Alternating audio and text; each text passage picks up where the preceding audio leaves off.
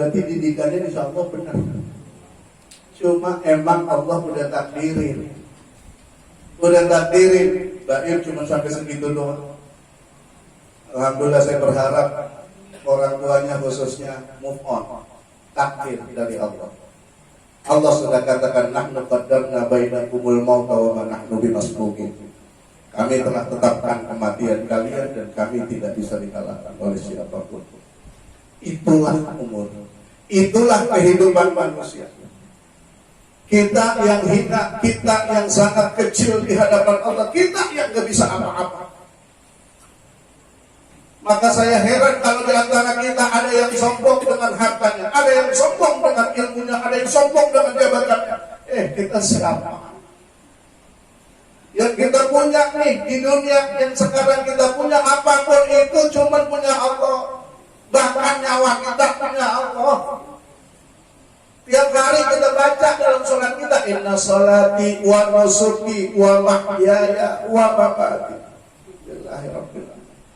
Sholatku, ibadahku, hidupku, matiku punya Allah. Kita tak bisa apa-apa. Ibang baru tadi RT Belaku. Ada RT? Enggak Belaku RT sini. Ibang baru jadi bininya lurah, dipanggil kagak nengok. Ibang baru punya tanah 100 meter di belakang. Pulang haji, kudu dipanggil haji. Kalau nggak dipanggil haji, kagak nengok. Ada begitu orang sini. Alhamdulillah. Belum pada haji sih ya. Itu mah sebutan doang, Pak. Kalau perlu mah nggak usah disebut. Emang kita pernah sholawat Allahumma sholli wa sallim ala Haji Muhammad. Itu mah nggak perlu disebut. Urusan Allah itu malah jadi beban terus. Tuh. Makanya kita perlu tahu. Itulah kehidupan kita. Kalau kita baca surah Al-Insan dari awal, dari pertama, ya Allah, kita harus tahu. Ketika Allah katakan hal ata 'alal insani min ad-dar lam yakun syai'an mazkura. Manusia, dulu tuh kalian belum ada sebutannya, kata Allah. Belum ada namanya.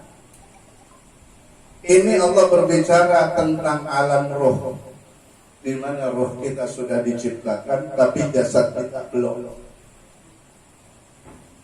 Kemudian Allah katakan, inna khalaqnal insana min nutfatin amsyajin nabtalihi faja'alnahu sami'an basira. Lalu kami ciptakan kalian dari setetes sperma. Pak, Bu, sperma tahu? Ina apa kata? Ina. Yang bercampur dengan sel telur, lalu diletakkan di dalam rahim. Lalu kata Allah, kami jadikan kalian makhluk yang bisa melihat dan bisa mendengar alias bisa berpikir. Inna hadainahu sabila imma syakiran wa imma kafura. Selain itu kata Allah, kami berikan kalian petunjuk hidayah lewat para nabi dan rasul, lewat Al-Quran, lewat para ulama dan guru-guru kita. Lalu Allah katakan, imma syakiran wa imma kafura. Silahkan kalian jadi hambaku yang bersyukur, silahkan jadi hambaku yang kufur pun silahkan. Allah kata maksa. Allah sudah kasih bekal berupa akal, Allah sudah kasih petunjuk berupa Al-Quran dan para nabi dan rasul serta ulama-ulama. Disinilah Allah menguji kita. Kalau kita lihat sejarahnya, kita bakalan mengalami yang namanya 5 alam, dan sekarang kita sudah berada di alam yang ketiga. Alam ruh yang pertama, surah Al-A'raf 171-172. Ketika Allah berfirman di hadapan para ruh, alastu bi rabbikum qalu bala syahidna. Hai para ruh, seluruh manusia dan jin, Allah bertanya kepada mereka, bukankah aku adalah Tuhan kalian? Kalau mereka semua kompak menjawab, tidak ada yang membantah, tidak ada yang kafir, tidak ada yang ateis, nggak ada, belum ada waktu itu. Karena yang namanya roh itu suci. Kalau bala syahidna, iya ya Allah, kami bersyahadat, kami bersaksi bahwa Engkau adalah Tuhan kami. Maka dari itu semua orang yang lahir ke dunia, walaupun emak bapaknya orang kafir, tetap dia ketika lahir dalam keadaan muslim karena pernah bersyahadat sampai balik. Kalau udah balik dan tuh kata Nabi kullu mauludin yuladu 'alal fitrah fa abawahu yahwidanihi aw yunasiranihi aw yumajjisanihi. Setiap yang lahir, anak yang lahir dalam keadaan suci, dalam keadaan muslim. Lalu setelah balik, orang tuanya lah yang bikin dia Yahudi, Nasrani atau Majusi atau agama lain. Itu alam pertama. Alam kedua, masuk kita ke alam ruh. Alam rahim. Di perut ibu kita, di kandungan mak kita. Berapa lama? 9 bulan, 10 hari. 40 minggu. Kalau ngomongin ini, bapak-bapak kagak tapi ngerti. Ibu-ibu itu yang ngerti. Enak pak kita mah ya, terima bersih ya. Terima beres ya. Ibu-ibu suka ngeluh, enak laki maka kagak gunting, begitu lah ada tugas ibu masing-masing. Enaknya kenapa? Ibu-ibu yang hamil kata Rasulullah dari mulai hari pertama sampai melahirkan, seorang ibu yang sedang hamil selalu didoakan oleh malaikat. Bapak-bapak kata. Tapi begitu beranak apa? Begitu melahirin ya Allah, saya kadang-kadang bersyukur untuk gua laki. Kesian kita melihat bini kita pada lahiran ya, sakit rasanya, mana disobek, bocah kepalanya gede, sobek tuh bocah brojol ya. Makanya saya apa ya, kadang-kadang heran sama orang-orang dulu, nenek saya tanya, dulu nek disobek kok ada disobek, jahitnya pakai apa? Dulu dokter kan dokter lebih banyak ya, masih pakai dukun. Apa kata nenek-nenek? Lah disuruh dipakai abu gosok, Ustaz, disuruh duduk di atas panci panas ya. Habis itu dibungkus pakai daun. Saya nggak ketukar melontong itu. Begitu. Iya. Tapi anehnya orang dulu anaknya banyak. Ya. Orang dulu anak 10, 15, alhamdulillah emang itu yang dipengenin sama Nabi. Kenapa kata Nabi, Pak ini mukasirun bikumul umam yaumul qiyamah, nanti di akhirat aku bangga sama anak sama orang tua yang anaknya banyak. Nah sekarang dokter udah ada, obat bius ada, operasi sesar ada. Tapi punya anak pada dikit. Karena emang mak sekarang beda pemikirannya sama orang dulu. Dulu banyak anak banyak rezeki usaha, sekarang banyak anak banyak jemuran. Capek aku ngurusin capek. Kita bilang bu punya anak 10 misalnya yang 7 bader masih ada yang 3 doain kalau kita mati. Punya anak 2 aku kamu tolong aku kamu mabuk ya. Aku mau doain. Di alam rahim kita 9 bulan 10 hari 40 minggu kira-kira. Dari situ saja kita sudah melihat begitu takjubnya kita sama penciptaan Allah. Makanya ketika Allah katakan di sebelum ayat tadi, Allah bilang afara'aitum ma tumnuna antum takhluqunahu am nahnu khaliqun nahnu qadarna bainakumul mauta wa ma nahnu bimasbuqin. Hai manusia, kata Allah, apa yang terjadi setelah keluar air yang memancar, maksudnya sperma. Karena apa? Begitu sperma itu memancar, maka terjadilah, dimulailah yang namanya kehidupan. Makanya Pak, di situ Allah udah kasih kode, kudu memancar. Nah kalau begitu dulu, maka udah ya jadi. Lagi ibu-ibu suka ngeluh kan kalau laki udah tua, ya Ustaz, ibarat mobil mau mobil dia, tahun 70, ngapa bu? Susah bagi starternya. Didorong sampai gerah, situ mati lah, ya. Namanya udah tua, bu. Dia bilang kan sekarang ada kuku bima. Kuku bima kan ada kepanjangan ya Pak. Kurang kuat gini marah. Ya, benar bukan begitu? Itu maklum dah. Makanya Allah udah ngasih kode kudu memanjat. Tuh, dari situ Allah udah ngasih kode. Allah bilang, antum takhluqunahu am nahnul khaliqun. Hai manusia, setelah terjadinya air yang memancar, Allah nanya kepada kita manusia, siapa yang menciptakan anak di dalam kandungan? Kami atau kalian? Ya kita sih insya Allah yakin itu urusan Allah ya. Buktinya apa? Ada orang anaknya udah banyak, pengen ngaso, tetap jadi. Orang subur bininya. Ya bini Pak, kalau subur isinya lebarin tanah dalam, gue jadi. Gitu kira-kira. Tapi ada orang yang diuji sama Allah, usaha tiap hari. Tetap aja adanya. Itu semua Allah yang nentuin, gak usah sedih.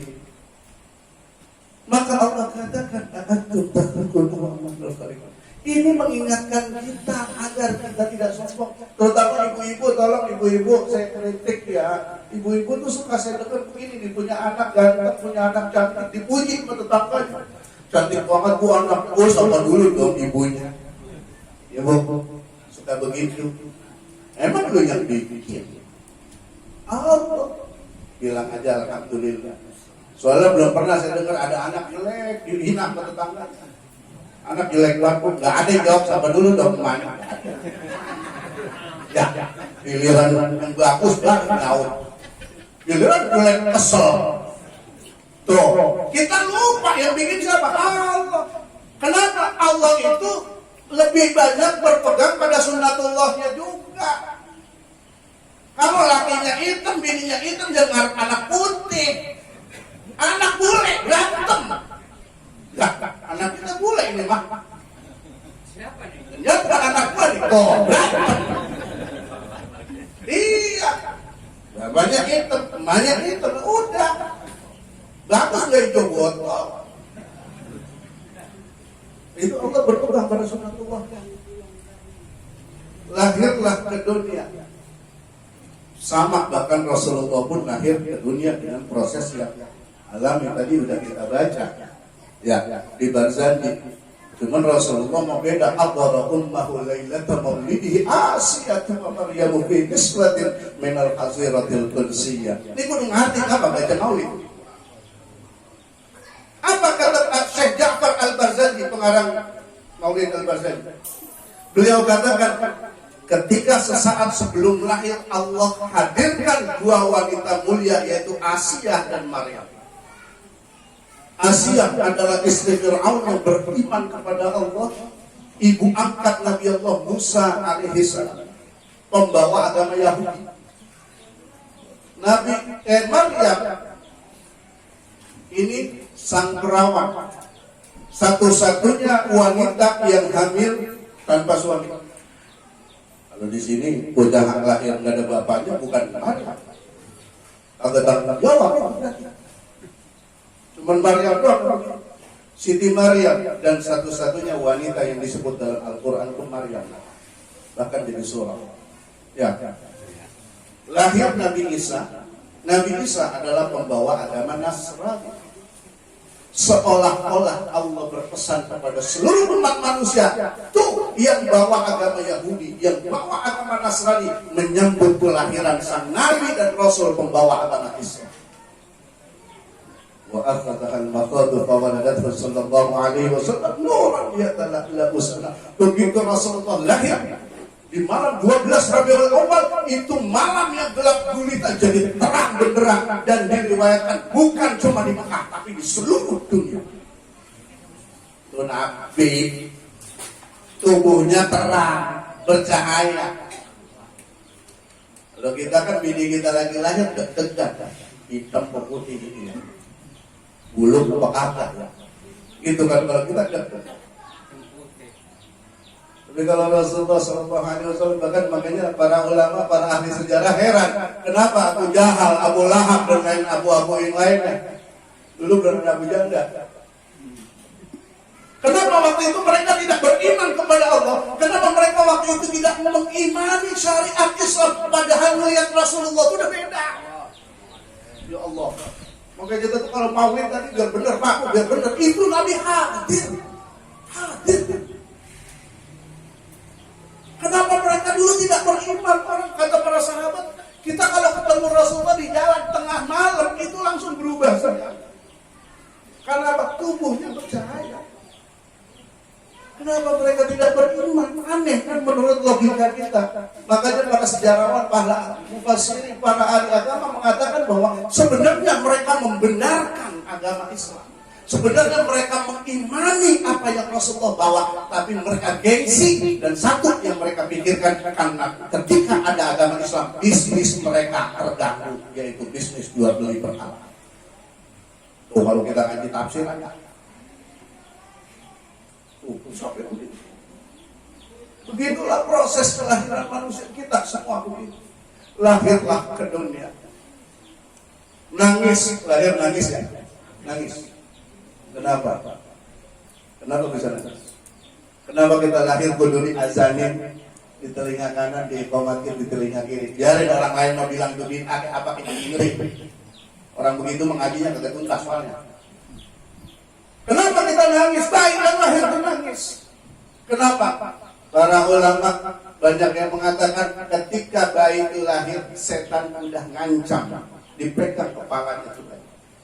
Dia mau bisa ngelihat, dan ada dosanya. Apa kata setan? Awas kalau kata dia. Begitu kira-kira. Nangis. Karena dia banyak yang melihat seperti itu. Loh. Kalau melihat bapaknya nangis, mah bukan karena itu, bukan. Karena itu bocah mikir, perasaan gue bapak malah gue lihat botak, lagi jadi botak. Ya, lahir ke dunia, diazabkan di telinga kanan, dikomatkan di telinga kiri. Di kitab Tarbiyatul Aulad fil Islam, Syekh Abdullah Nasir Ulwan di situ sudah membeberkan. Ada hadis sahih Rasulullah SAW, beliau katakan bahwa man kana lahu maulud, man wulida lahu maulud, fa azan fi uzunil yumna wa qama fi uzunil yusra, lam tadurruhu musibah. Orang yang dikaruniai seorang bayi, kelahiran bayi, kemudian diazankan di telinga kanan, dikomatkan di telinga kiri, insya Allah jin korinnya yang mendampingi dia sepanjang hidupnya tidak akan mengganggu dia. Perlu tahu Bapak Ibu, kita lahir diuji oleh Allah, didampingi jin korin. Korin artinya pendamping. Dan jin korin itu semuanya kafir kecuali jin korinnya Rasulullah yang telah diislamkan oleh Allah. Dia tuh yang godain kita. Kalau lagi sholat suka kemana-mana pikiran, tuh dia yang godain. Takbir Allahu Akbar. Yang kagak ingat jadi ingat. Lupa naruh kunci sembahyang dah, saya jamin ingat. Begitu takbir kata jin korin kita, no kunci di jaket pak, lu lupa kan dinaruh. Pikiran ada urusan kunci. Ingat kerjaan, ingat utang. Pikirannya jorok, ingat janda. Wah, macam-macam. Itu jin korin. Dari mulai lahir kita udah diancam. Maka disinilah kita diuji di alam dunia. Tadi roh kita ketika kita bersyahadat di alam roh.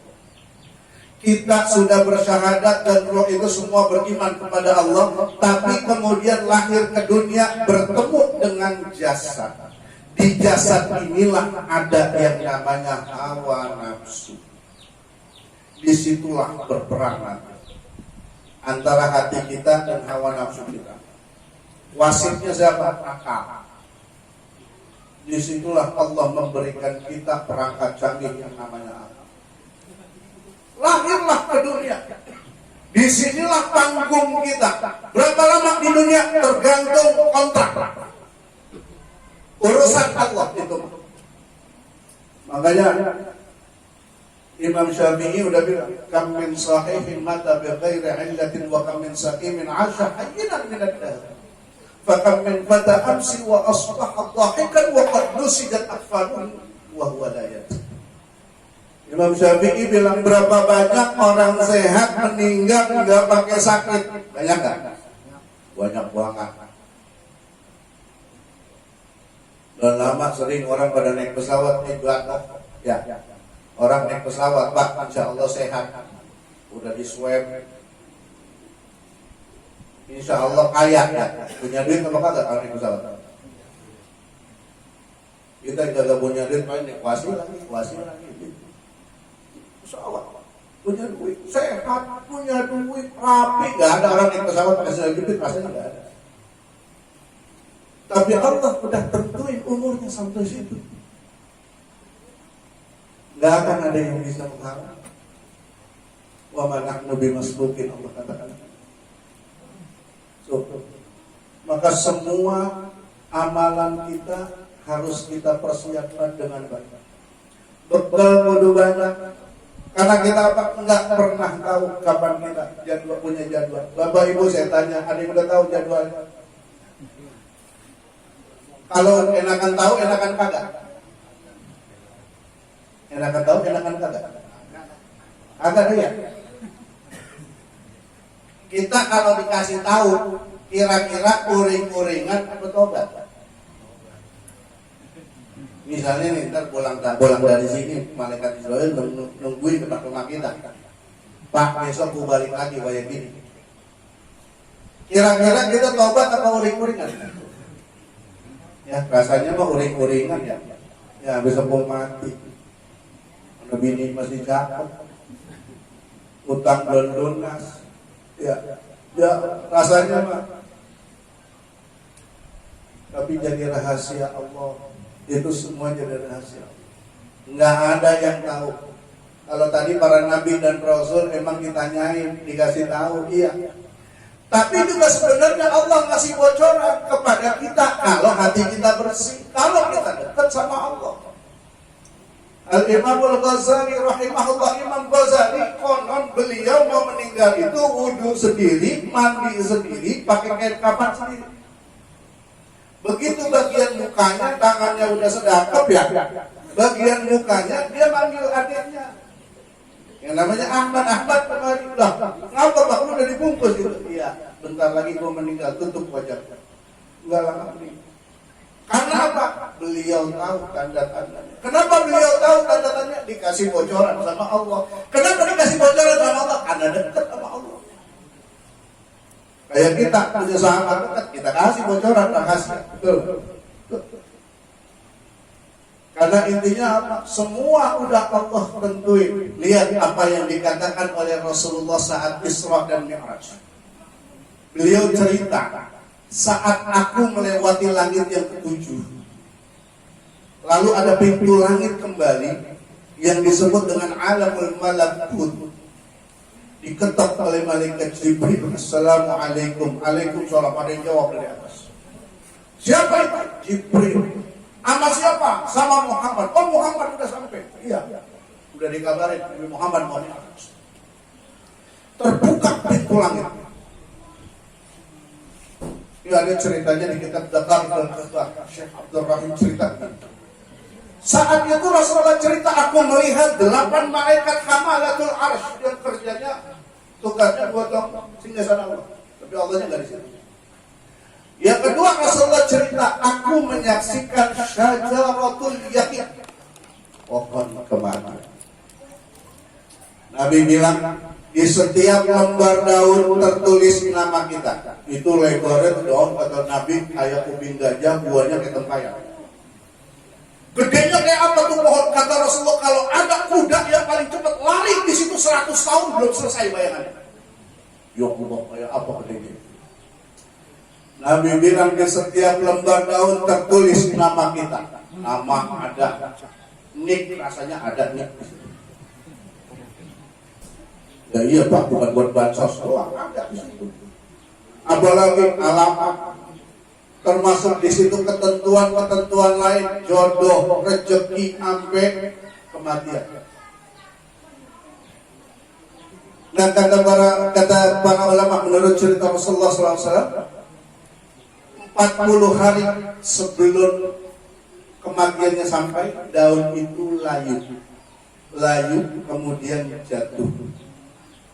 Di bawahnya ada semacam kantor atau meja kerja malaikat Israfil. Begitu daun itu jatuh, ditangkap, dibaca sama malaikat Israfil. Apa kata malaikat Israfil? Langsung nyiapin pasukan. Pasukan siap. Kemana kita komandan? Yang lori. Ya pun bakalan begitu sih. Langsung apa kata para ulama? Di 40 hari tersebut yang bersangkutan itu diikuti mana? Bukan nama malaikat Israfil, nama pasukannya. Makanya orang-orang soleh berasa mau meninggal. Kenapa? Hati mereka bersih. Ngumpulin anaknya, cucunya, mantunya dikumpulin. Sini dong lo neng, jangan pada berantem ya, jangan pada akur, kan suka begitu ya. Bapak bagiin kontrakan orang 20 pintu. Anaknya kaget, lah mana bapak kontrakan? Baru pintunya doang. Girang ke bocor. Itu menjadi tanda bagi orang-orang soleh, mereka terasa. Itu 40 hari sebelum mereka. Begitupun kita akan terasa itu. Makanya Sayyidina Ali udah pesan al-mautu babun wa kullu nas dakhilu. Kematian itu adalah sebuah pintu dan setiap orang pasti melewati pintu itu. Sayyidina Ali juga ngingetin lagi an-nasu fa idza matu ittabahu manusia. Kita pada hakikatnya hidup di dunia cuma dalam keadaan mimpi, dalam keadaan ngelamun, dalam keadaan menghayal. Nggak ada yang serius. Fa idza matu ittabahu, tapi begitu masuk alam kubur mereka semua baru tersadar. Banyak yang menyesal ketika di dunia tidak melakukan banyak hal yang jadi bekal buat mereka. Bapak Ibu dirahmati Allah, saya ngomong begini ketakut. Dan maaf ya, saya bukan sok tahu, saya belum ngerasain sama. Kalau ada yang kira-kira udah rada-rada penasaran, lah sono duluan. Semua itu diceritain ke para ulama. Cuma anehnya kita tadi, kita itu kadang-kadang bingung. Ntar gue mati, bagaimana? Gue mati di mana ya? Suka mikir begitu, nggak usah dipikirin itu. Kita mati di mana itu urusan Allah. Allah yang udah tentuin. Entar gua dikubur di mana ya, enggak usah dipikirin, itu mah urusan keluarga, urusan yang hidup. Orang kaya sekarang pada pengen dikubur di San Diego, di Al-Azhar, di Kerawang, tahu? Yang katanya kalau berapa ratus juta itu dekat danau, Pak. Dekat danau, ke lapangan bola begitu. Saya nanya di sono ketemu Munkar Nakir apa Hatta? Kalau kagak ketemu gue nyerengin dari sekarang. Lo ketemu juga. Biar katanya di pinggir danau, kalau kagak ngaji lo panas. Sholat kagak, puasa kagak, ngaji kagak. Ambil rezeki, makan rezeki yang haram diembat ya panas. Tinggal di belakang rumah sampai comberan, rajin ibadah, rajin ngaji, akhlaknya baik, nyari rezeki yang halal, insya Allah. Kita nggak usah mikirin yang begitu. Itu mah urusan yang hidup. Sekarang yang kita perlu pikirin adalah bagaimana nanti kita meninggal. Tuh, Nabi udah bilang setiap orang yang akan meninggal sesuai dengan kebiasaannya. Yang biasanya tahajud insya Allah meninggal lagi tahajud. Yang biasanya sedekah meninggal lagi sedekah. Yang biasanya puasa sunnah insya Allah meninggal lagi puasa sunnah. Yang biasanya ngaji insya Allah meninggal lagi ngaji. Ya, yang biasanya mabuk ya kali ini mabuk. Yang biasanya ngomelin laki mati ya. Siang bini begitu. Boro-boro sangit iya. Jangan goyang. Zaman sekarang saya lihat banyak begini ngomelin lakinya geblek lebih takut berbini. Ya, Pak, takut berbini. Orang sini saya lihat kumis doang pada bapak. Tambang panjang, bini, ibang bini deh,